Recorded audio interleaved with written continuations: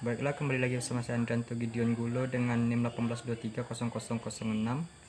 Seperti biasa, saya akan menyelesaikan tugas dari seminar akuntansi, yaitu mempresentasikan sebuah artikel. Tema kali ini yaitu Corporate Sustainability Reporting. Judul dari artikel yang saya ambil yaitu Prospek Masa Depan untuk Perusahaan Pelaporan Keberlanjutan. Seperti biasa, 5 hal dalam penelitian yaitu pembahasan teori, kasus yang dibahas, objek atau sampel penelitian, teknis analisis data, dan hasil penelitian. Yang pertama yaitu pembahasan teori. Pembahasan teorinya yaitu tentang perusahaan yang paling berisiko, memprediksi masa depan, dan lebih banyak lagi tentang mengidentifikasi tren saat ini dan mengevaluasinya.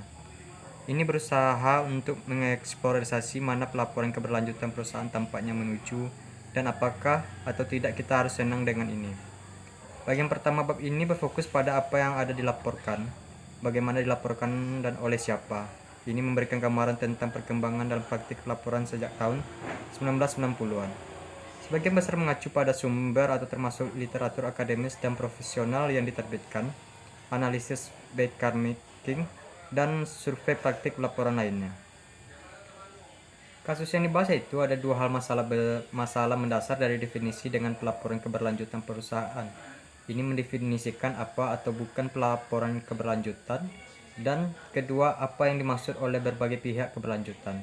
Kami dengan sengaja tidak akan terlalu terjebak dalam hal ini masalah pada saat ini, tetapi kita perlu memperkenalkan masalah definisi ini secara singkat.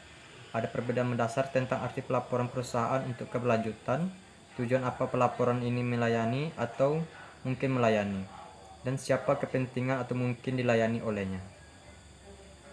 Objek atau sampel penelitiannya itu sejak tahun 1990, jumlah perusahaan yang memproduksi sosial atau lingkungan dan laporan keberlanjutan terus meningkat. ACCA atau Corporate Register pada tahun 2004 melaporkan bahwa pada tahun 1993 secara global kurang dari 100 perusahaan setiap tahun memproduksi informasi, sedangkan pada tahun 2003 angka ini melebihi 1.500 laporan.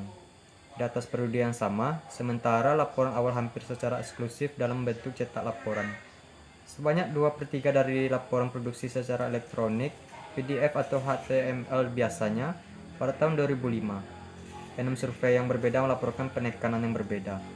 Corporate Register.com melaporkan untuk tahun 2001-2003 bahwa Eropa menyumbang 54%, Asia dan Australia 25%, dan Amerika 19% dari yang diajukan laporan.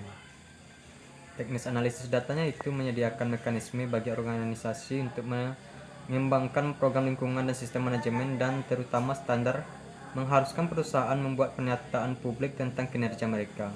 Ada lebih dari 3.000 pernyataan emas tersebut dikeluarkan pada tahun 2004 saja. Sederhananya, sejauh pelaporan keberlanjutan perusahaan terbukti menjadi tentang sesuatu yang hampir tetapi tidak sepenuhnya berbeda dengan keberlanjutan, maka kami perlu melebarkan pandangan kita untuk berbicara dengan otoritas tentang lingkungan atau laporan sosial. Hasil dari penelitiannya itu terlepas dari banyak bukti bahwa berhasil memprediksi masa depan adalah proses yang penuh dan tidak dapat diandalkan, dan bahwa prediksi semacam itu berdasarkan tren masa lalu adalah bahkan lebih mungkin dapat diandalkan. Kami terus mencoba memperkirakan kemungkinan masa depan.